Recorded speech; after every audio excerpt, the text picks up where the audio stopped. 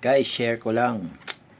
Since may issue dito sa case, di ba? Case ng packetry. Naghanap ako ng case na pwedeng rito. Yung pwedeng ilagay din sa bag.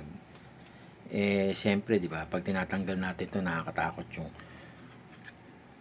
pag tinatanggal, nakakatakot dito. So, naghanap ako ng kung ano yung pwedeng ipalit. May nakita ako sa internet. Nag-post siya, ito.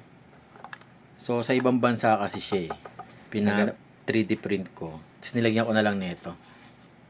Tsaka yan. Para lang, hindi siya maalog. Pero okay naman siya. So, ito siya. Yan. Pag nilagay ko siyang ganyan, goods na goods siya. Pati itong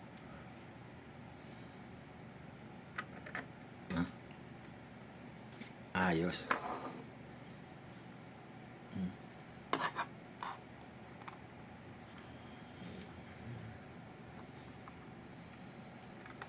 Kahit isarado mo yan. Wala siyang alog. Hindi siya naiipit. Hindi naiipit yung camera dun. Wala siyang ipit. Yan. Okay na okay siya. Di ba? Para kunin mo lang siyang ganyan. Diba? Tapos lagay. Yan. Walang yan. Ginanya mo siya. Sinarado mo.